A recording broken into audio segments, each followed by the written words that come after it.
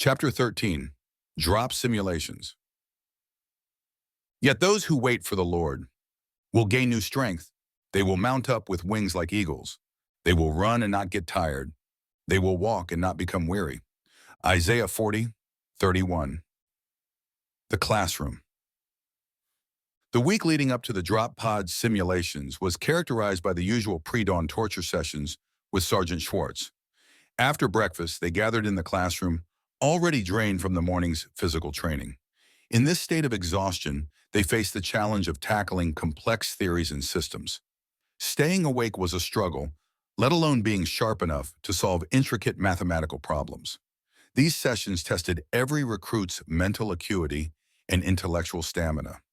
In stark contrast to the physical rigors of the early morning, the classroom sessions immersed them in a world of complex calculations, intricate systems, and mind-bending theories. Drop Sergeant Schwartz, now trading his drill sergeant persona for that of a stern professor, led them through the intricate mathematics of orbital mechanics and atmospheric reentry. Wade found himself grappling with differential equations and vector calculus, calculating trajectories and descent angles with a precision that could mean the difference between life and death in real-world scenarios. Map reading took on a whole new dimension as they delved into advanced cartography and geospatial analysis. The recruits learned to interpret topographical data, plot landing zones, and factor in geological and atmospheric conditions that could affect their drops. The pod's computer system could do all this in seconds, but every student was required to know the nugwork behind the machine. The drop pod computer systems proved to be a labyrinth of software interfaces and hardware components.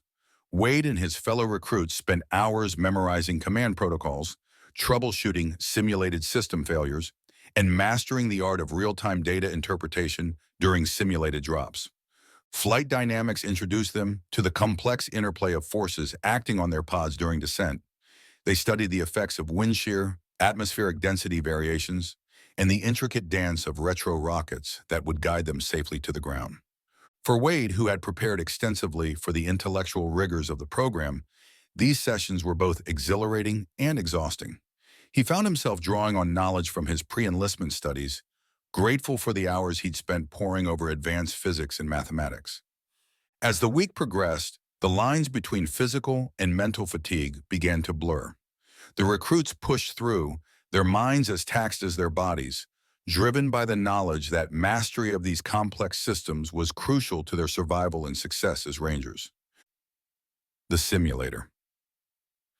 The transition from basic classroom instruction to simulated drop insertion marked a new phase in Wade and Jay's journey. As they entered the high-tech simulation center, the recruits could feel the electric anticipation in the air. This was where theory met practice. They had learned to master the intricate systems on paper. Now it was time for some practical hands-on training. Sergeant Schwartz stood before a row of sleek, metallic pods. "Listen up, jellies," he barked, his voice carrying the weight of hard-won experience. "These beauties here are your ticket to the fight.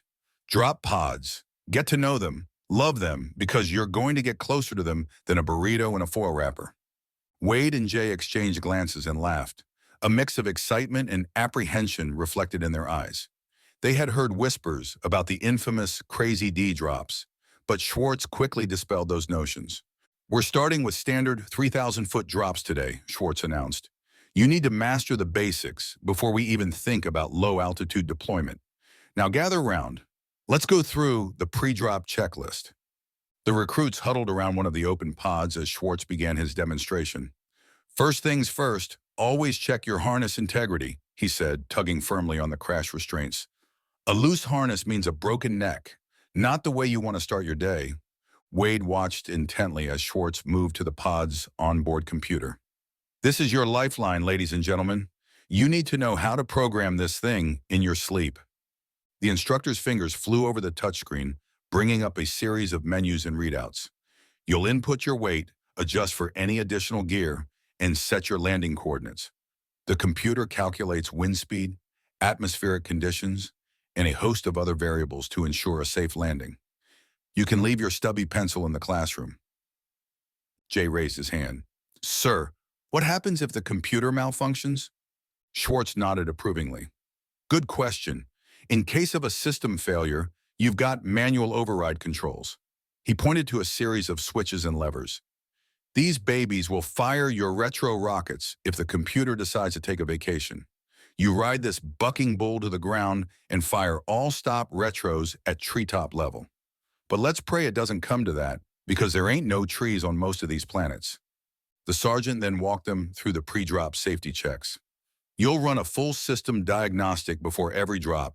Check your oxygen levels, ensure your comm link is operational, and verify that your emergency beacon is active.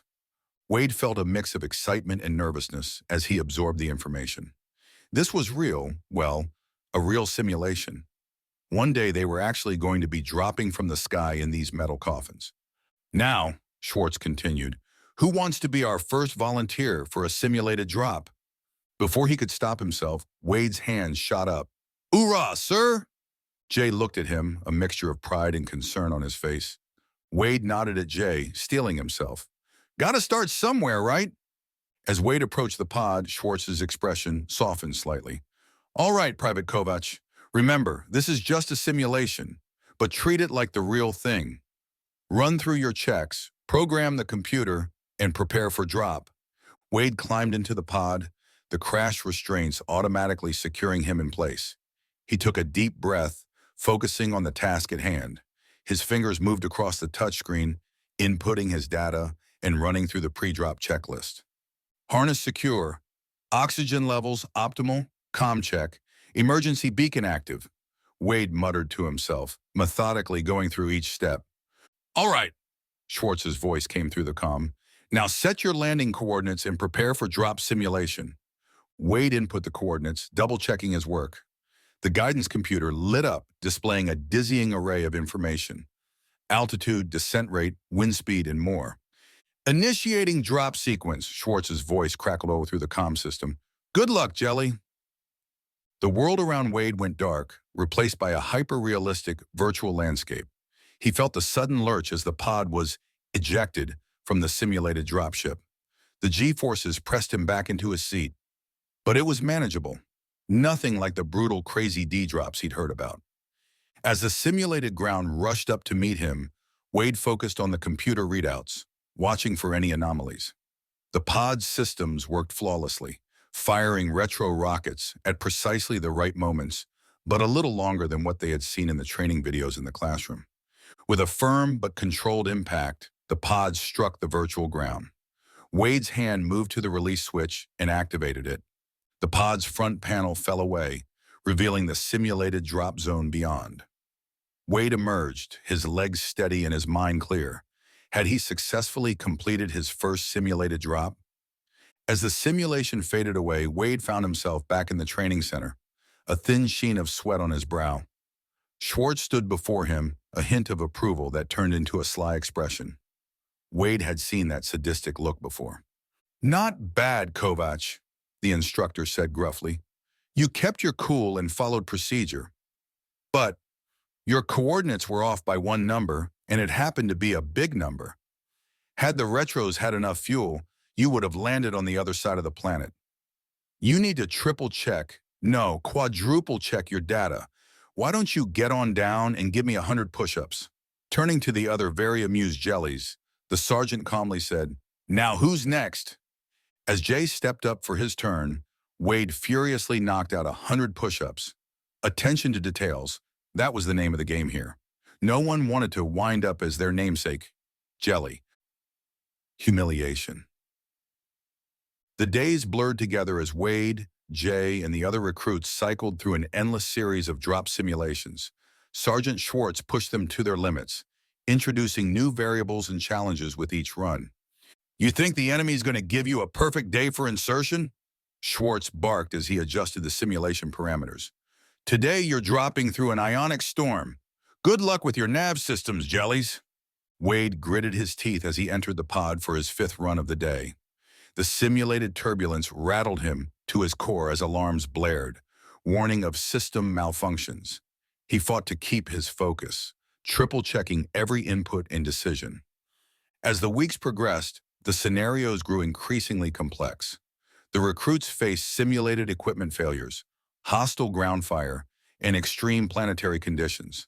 Every detail mattered. A misread coordinate, a delayed reaction, or a skipped safety check could spell disaster. One afternoon, as Wade prepared for yet another drop, Jay caught his arm. "You look beat, man. Stick to the script, bro." Wade shook his head, adrenaline masking his fatigue. "I've got this. Watch me nail it." He climbed into the pod, cocky from a string of successful runs. As the simulation began, Wade's overconfidence led him to rush through his pre-drop checklist. He missed a critical indicator light, signaling a problem with the pod's stabilization system. The simulated drop quickly spiraled out of control. Wade struggled to correct his trajectory, but his hasty preparations left him ill-equipped to handle the cascading failures. The pod spun wildly, alarms screaming as the ground approached at the terrifying speed. Just before impact, the simulation cut out. Wade sat in stunned silence, his heart racing. Sergeant Schwartz's voice came through the comm, cold and deadly serious. "Everybody gather around. Kovac, get out here." As Wade emerged from the pod on shaky legs, he saw the grim faces of his fellow recruits. Schwartz stood before them, his expression stone-like. "What you just witnessed," Schwartz began, "was the kind of mistake that gets Rangers killed. Kovac here decided that he knew better than protocol. He rushed his checks, missed critical warnings, and if this had been real, he'd be nothing but a red smear on some forlorn rock." Wade felt the weight of his mistake crushing down on him.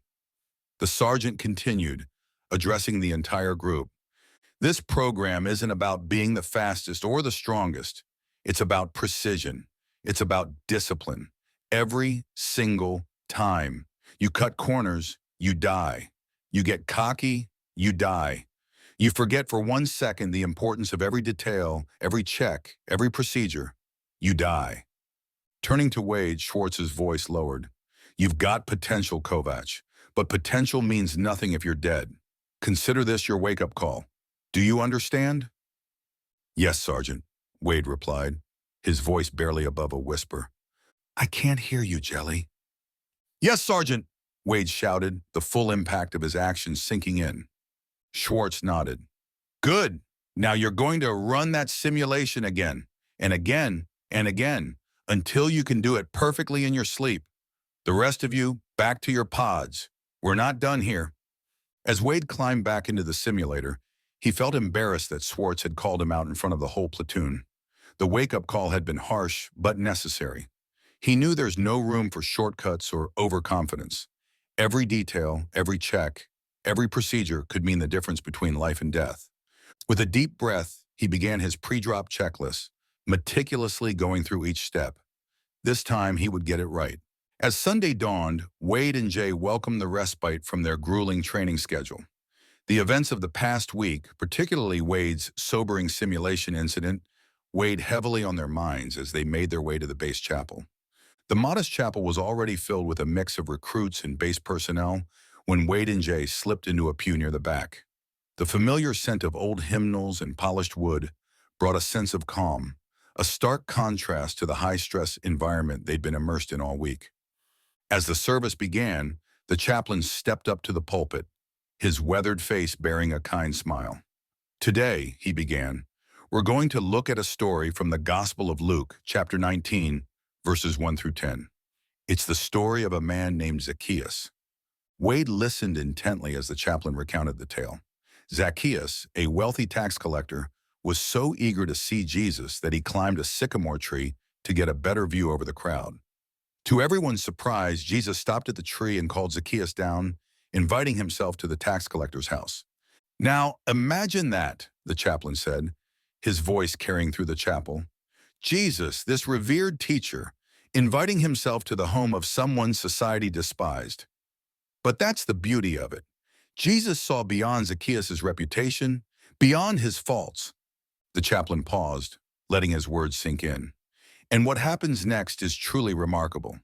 Zacchaeus, faced with Jesus' unexpected kindness, recognizes his own need for change. He declares, "Look, Lord, here and now I give half of my possessions to the poor, and if I have cheated anybody out of anything, I will pay back 4 times the amount." Wade felt a twinge of recognition. Hadn't he, too, recently faced a moment of reckoning? His overconfidence in the simulator could have had dire consequences in a real-world scenario. Like Zacchaeus, he'd been confronted with his own shortcomings and the need for change. The chaplain continued.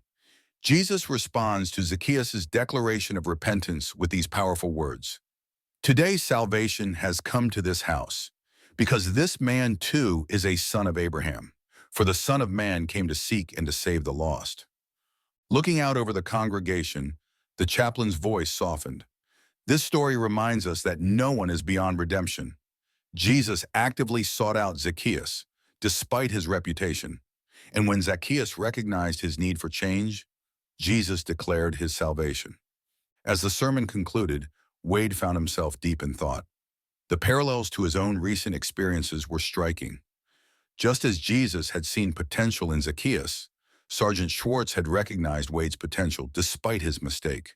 And like Zacchaeus, Wade had been given an opportunity to recognize his faults and commit to change.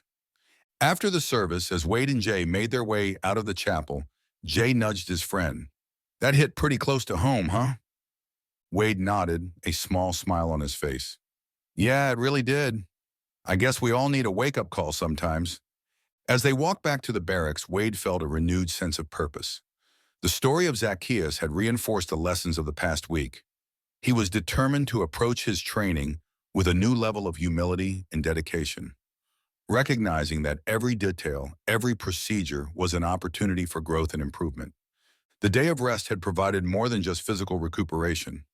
It had offered Wade a chance for reflection and spiritual renewal, preparing him for the challenges that lay ahead. Fitness assessment. The individual fitness assessment was a grueling affair designed to push each recruit to their absolute limits. Wade had just completed a punishing series of exercises, his muscles burning and lungs heaving as he stood at attention before Sergeant Schwartz. The sergeant's eyes narrowed as he scrutinized Wade, jotting notes on his clipboard. After a moment of tense silence, he spoke, his voice gruff but lacking its usual edge. Kovac, I've been watching you closely these past few weeks, Schwartz began. There's been a noticeable change in your performance, and more importantly, in your attitude. Wade stood straighter, unsure whether to brace for criticism or hope for praise. Schwartz continued, You're not as cocky as you were when you first arrived. Your focus has improved, and you're paying attention to details I wouldn't have thought you'd noticed before. He paused, a hint of curiosity in his eyes. Care to explain what's behind this transformation? Taking a deep breath, Wade decided to be straightforward. Well, Sergeant, to be honest, I've been making some changes in my life. I've realized I had a lot of growing up to do, and, well, Jesus has been helping me work on that. Schwartz's eyebrows shot up, clearly not expecting this response. For a moment, he seemed at a loss for words, an unusual state for the normally verbose sergeant. Jesus, huh? Schwartz finally said, his tone a mix of surprise and something that might have been respect. Well, I'll be. I had a whole mission planned out to burn that arrogance right out of you, Kovac. Looks like someone beat me to it. Wade couldn't help but smile slightly. Yes, Sergeant. I guess you could say that. Schwartz shook his head, a wry grin tugging at the corners of his mouth. Well, whatever and whoever is making these changes, tell him you beat me to it and keep it up. It's making you a better soldier, and that's what matters here. For a brief moment, a rare smile of approval crossed the sergeant's face. It was gone in an instant, but Wade caught it, feeling a surge of pride and motivation. Don't think this means I'm going to go easy on you, Kovac, Schwartz added, his gruff demeanor returning. If anything, I expect even more from you now. You've shown you have the potential to be one of the best. Now prove it. Wade nodded firmly. Yes, Sergeant. I won't let you down. As Schwartz dismissed him, Wade felt a renewed sense of purpose. The sergeant's grudging approval meant more than he'd expected, and it reinforced his commitment to continue growing, both as a Marine and as a person. Walking away from the assessment, Wade silently thanked God for the changes in his life. He realized that his faith wasn't just making him a better person, but a better Marine too. With this newfound balance of humility and determination, Wade felt ready to face whatever challenges lay ahead in his training and beyond.